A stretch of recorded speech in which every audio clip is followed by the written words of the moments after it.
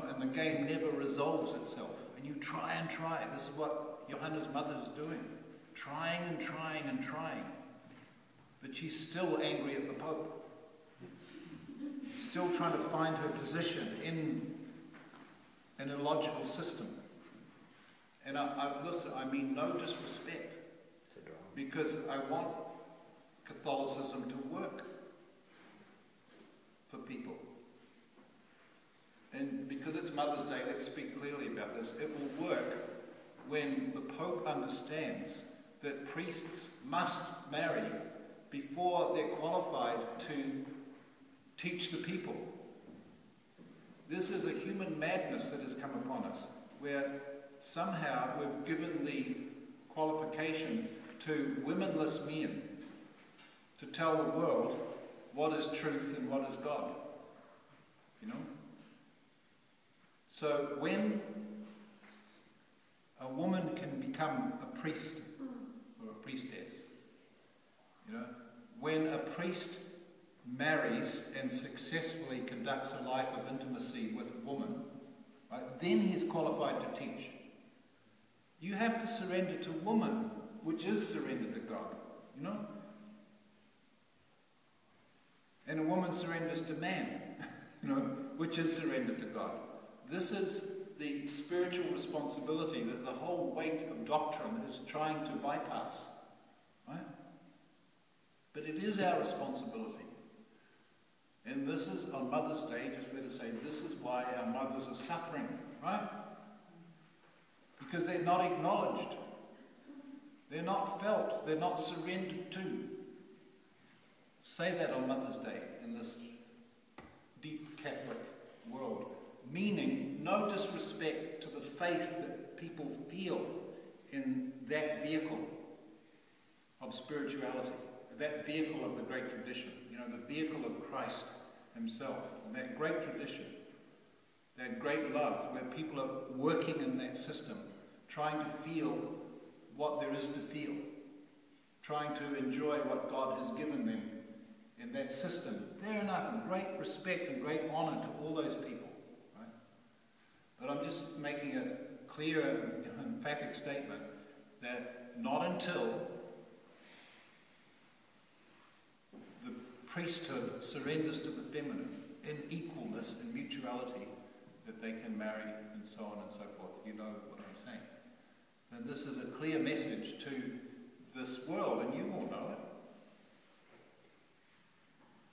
And that you can now even be in that world. You can be a formal participant in the church, or informal participant in the church, or not in the church. Any of those options, right? And you go with this certainty that the life of faith is enjoyed when one is intimate with one's own life, and with one's own embodiment, right?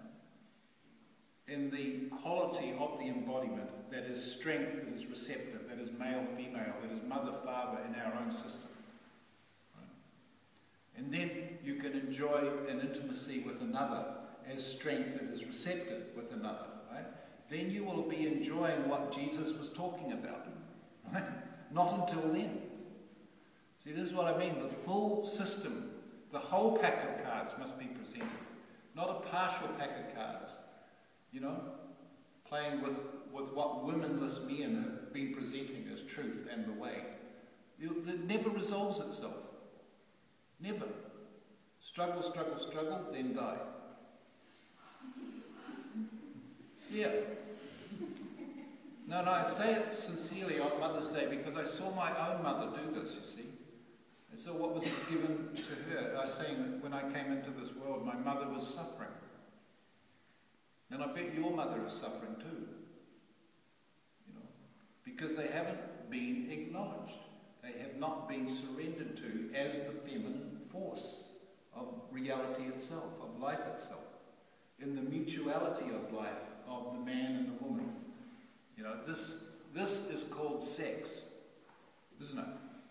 The merge of male-female until new life comes from that union, right? It's sex, right? S-E-X. But we can't even use that word anymore without it implying something deeply negative, deeply disturbing, right? And we must heal that now. Heal it. Now you can't heal it by rushing out there and trying to have some sex. You can't. Because it will never work, because it's so dysfunctional out there. What will heal it is you're becoming intimate with your own embodiment first, as hata, as strength that is receptive. Right? Then, being intimate with and sensitive to your own embodiment, you can enter into a relationship with somebody else, male or female, and be intimate with their embodiment because it occurs just naturally without even trying. Right? When you do your intimacy with life itself. That's why I'm saying it's so important that you actually practice. Take this seriously. This is not one more yoga gymnastic class from LA. This is yoga. And we're saying this on Mother's Day because it is Mother's Day. Please let's forgive our mothers because they were dished up a very shoddy deal. And let's claim our own life, be in our own autonomy as life itself, the wonder that God has given, be here, right? And then in that autonomy, we'll feel much compassion and forgiveness to our family, to our mothers and fathers, and to society when you see how everybody's struggling with this partial pack of cards. Then the mother will be fully acknowledged. Then the Pope will take a wife. Yes, and he will be happy.